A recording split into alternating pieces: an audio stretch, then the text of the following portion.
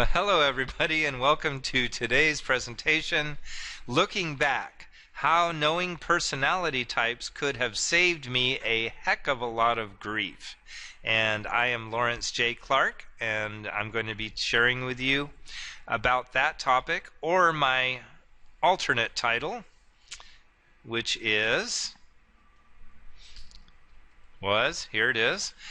Here's a bunch of stuff I wish I knew when I was a teenager. Now, first of all, I want to tell you a little bit about my personality strengths. And as you know, if you're listening to this presentation, you've already understood that there are 4 basic personality types. There is the popular sanguine, there is the perfect melancholy, there is the powerful choleric, and there is the peaceful phlegmatic. Now for me, my personality strengths come out to be both choleric, the powerful choleric, and the popular sanguine. And I'm a little bit more on the powerful choleric, probably about 70-75% on that side, and then the rest of me is the popular sanguine. So being a powerful choleric, I am very strong-willed, and I always want to be right, because I am right most of the time. 99.7% of the time I am correct. So I want to be right, and it's because I usually am. I'm very independent. I like to do things myself. I try to do everything I can without the help of others, which isn't always the best idea. I would not recommend that. I would ask for help. I've had to learn to ask for help later in my life. Sometimes we can't do everything on our own. But the powerful choleric wants to do everything on his or her own. Another good thing, though, about being a powerful choleric is that I am a leader. Powerful choleric is a natural-born leader and is good at organizing things and organizing other people to get things done. So those are all good. Now my popular sanguine strengths are that I am fairly outgoing, I'm usually cheerful, I'm usually in a pretty good mood. If you ask me how I'm doing, I would say, hey, I'm having a great day. And I want everybody else to have a great day too and be happy and have fun. I'm involved in a lot of different things, different activities, and love to go to parties and enjoy people, meet new people, go to new places, those kind of things. So those are all related to some of the strengths of my personality. Now, some ways that I have benefited from this when I was younger, let's say back in going all the way back to elementary school, is that I was involved in drama, in theater, and I used to love acting. And I started acting in plays when I was in the 3rd grade. I actually wrote a play in the 3rd grade, and my friends and I acted it out in our class for our school. So that was a lot of fun. We had a play about, well, since as we're recording this, we're getting close to Halloween. I think I was influenced by Halloween when I wrote that play, because our play was all about some vampires and some detectives who had to go find the vampire and then kill him with a hammering a stake in his chest or something. I don't know. I can't remember exactly. But I remember something about that and acting in it. But it was a lot of fun. And then when I was in church, I used to get to read the scriptures at Mass. And if you don't know what Mass is, that's in the Catholic Church. That's the Sunday service that people go to if you're a Catholic. And my family was Catholic when I was growing up. So usually it's the grown-ups, the adults, who read things during the Mass. But I was very good at reading, and I liked to read in public. So the priest actually let me get up and stand in front of the church and read the scriptures during Mass. So that was kind of fun. I also was a leader in my youth group and in the Boy Scouts, and I rose through the ranks and got promoted, and I would do all the work to get all the merit badges and all that kind of stuff that you had to do. And I liked being the leader because, well, I'm a powerful choleric, and I got to tell people what to do, and they had to do it. That's the fun of being a leader. Um, I also started my own business. I was 11 years old and I was living in Adana, Turkey. And my dad was in the Air Force, so we were living there for a couple of years. And I went around and found all the American families that were living in the downtown area, and I would go to the Air Force Base and buy a big stack of the Stars and Stripes newspaper, which is the English language newspaper for Europe. And I would buy a big stack of them, and then I would come home and I would deliver them. I'd walk up 9 flights of stairs sometimes and deliver the papers, and I charged people 50 cents a week. No, actually, I bought them for 50 cents a week, 10 cents each, 5 days a week. I charged them 75 cents per week. So I made 25 cents per week per customer. But I had about 30 or 40 customers. So that meant I made $10 or $12 a week, which in 1972 and 73 was good money for a kid.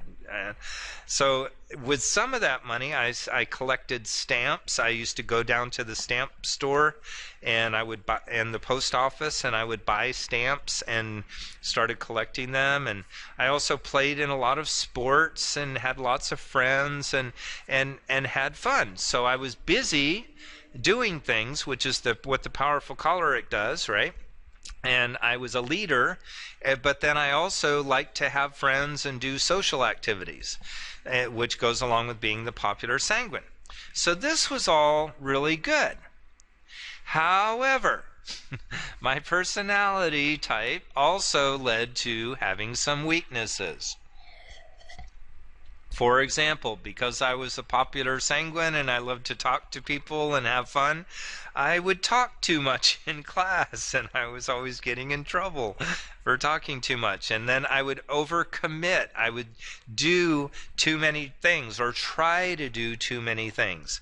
And like I said, all those things. I was in the theater. I had a part-time job, my paper route business. I was in sports. I was in the clubs. I was active in the church. All those different things. And because of that, I would get distracted easily, and sometimes I was not good at following up. I didn't always do my homework. I didn't always remember where I was supposed to be at a certain time of day. Because am I supposed to be at baseball practice, or am I supposed to be at the theater rehearsal? Or I couldn't remember sometimes.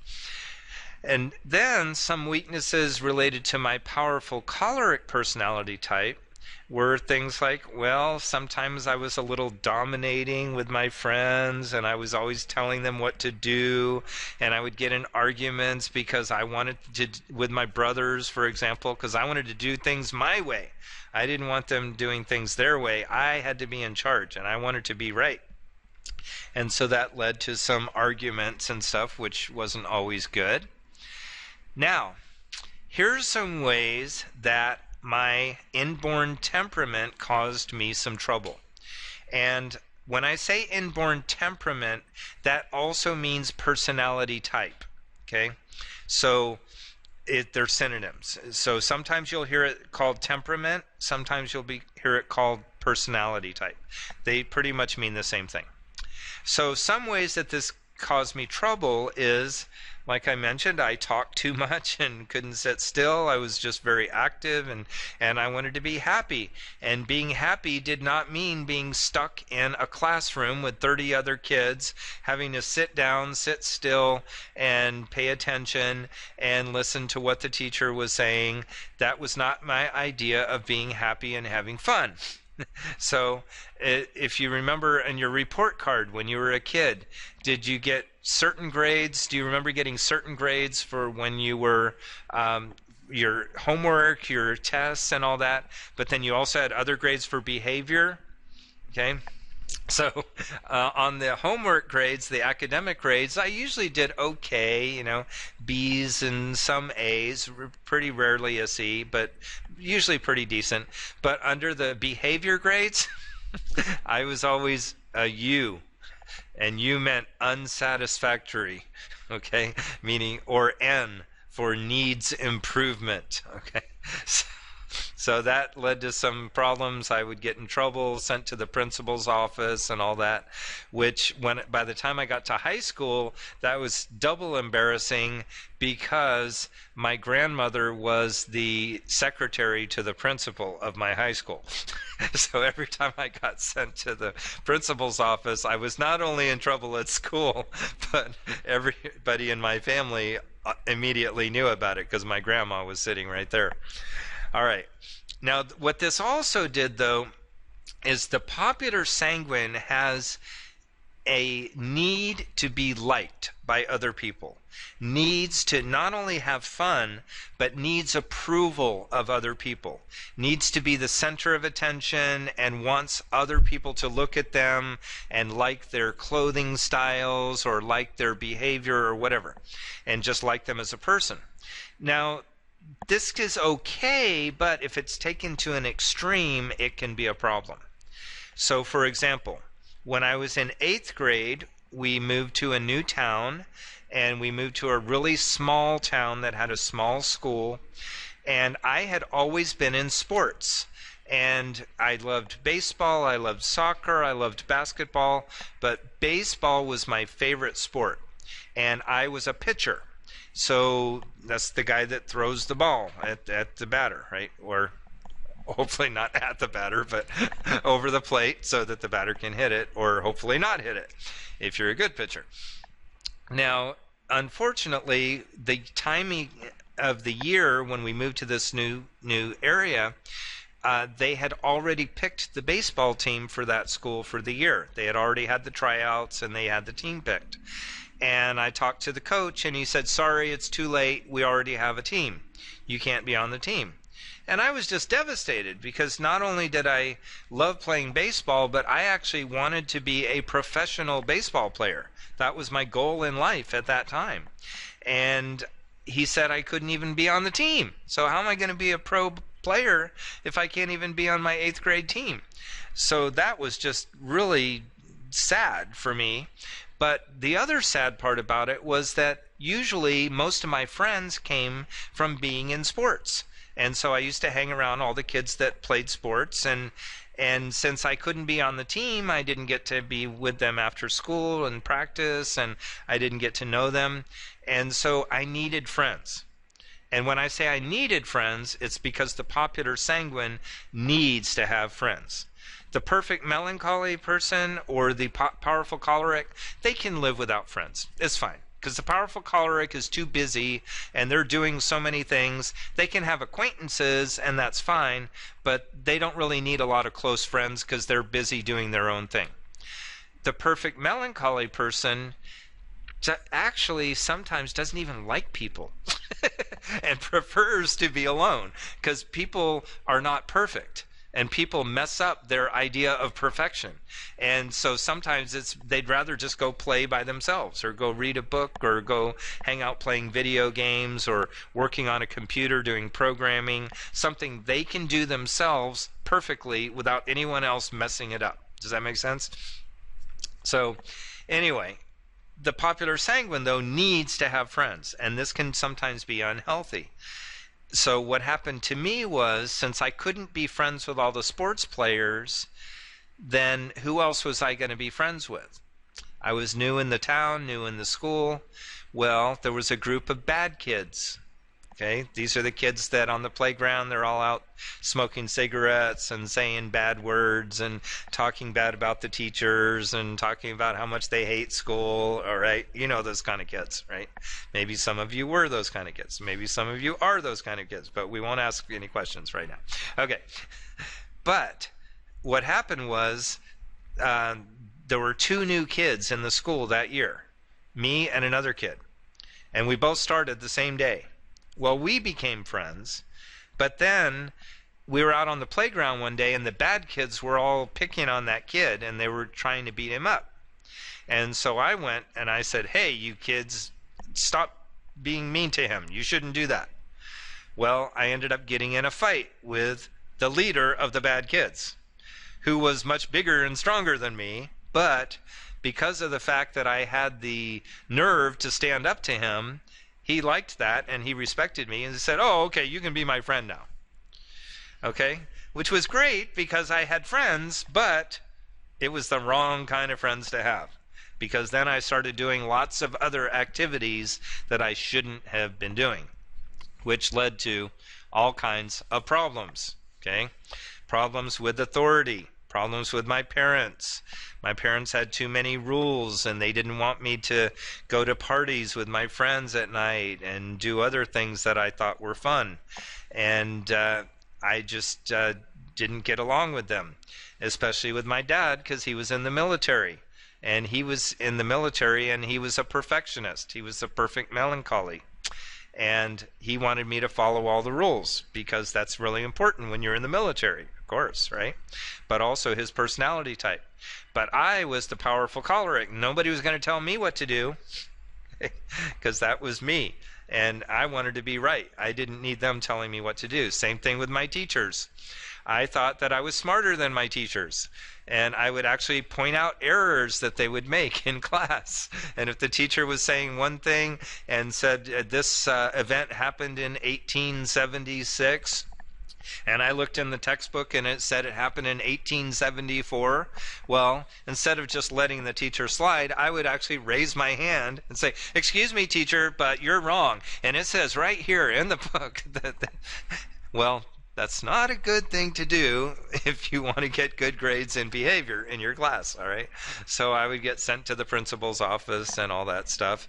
And as far as rules and laws and anything following the laws of the school or the police or anything, I was always stretching or bending or even breaking some of those rules. And that was not good. Now, if I would have known, though, if I would have known some things about my personality type, that would have been helpful for me, don't you think?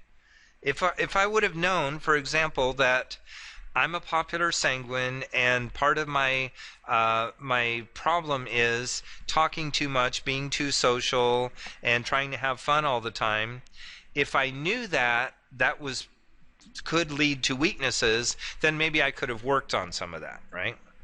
If I knew that being a powerful choleric, wanting to always be right, was part of my personality, but was something that I could observe and look at and try to improve and maybe let somebody else be right once in a while, right?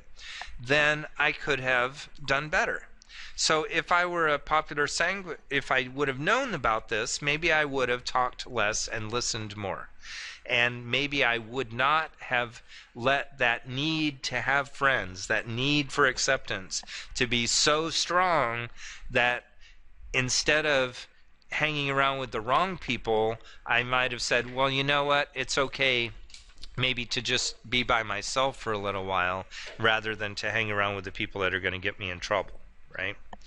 Or if I knew about my powerful choleric personality, maybe I would have respected other people's opinions a little bit more and realized that my parents and my teachers and the police, all these people that were in their 30s and 40s, 50s, 60s, they had lived a little more life than me when I was 14 or 15, right?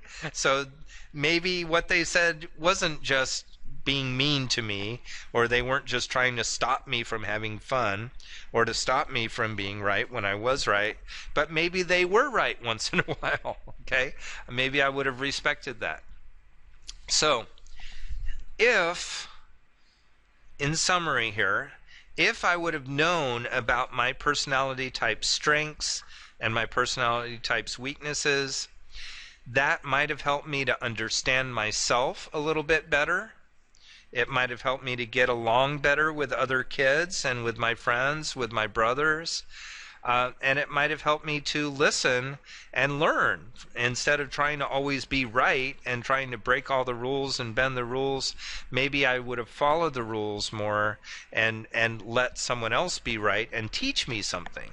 And I would have learned more from my parents and my coaches, my sports coaches, my teachers, etc. Right? And most importantly, it would have saved me a heck of a lot of grief, trouble, pain, and sorrow that happened due to some of those things. So, now about you. what I would like you all to do is to take this quiz, which most of you have already taken. If you haven't taken it yet, you can get it from me, or you can pick it up in the business office on the second floor. And then look at your strengths, look at your weaknesses, and then watch those videos that talk about those. And then think about building on your strengths and improving some of your weaknesses. Now, what I don't want you to do is look at all your weaknesses and say, oh man, I have 12 weaknesses in this area. Man, I suck, right? Okay, I don't want you to get down and depressed about it. What I want you to do is to think about it and to think, okay, which ones can I improve on? But then also look at your strengths and say, wow, hey, I never realized, but you know, that's true. I am really good at whatever the strengths are in your personality type. And then I'd like you to use this knowledge to inform your own life and your choices, your perception of yourself, the way you interact with others, etc.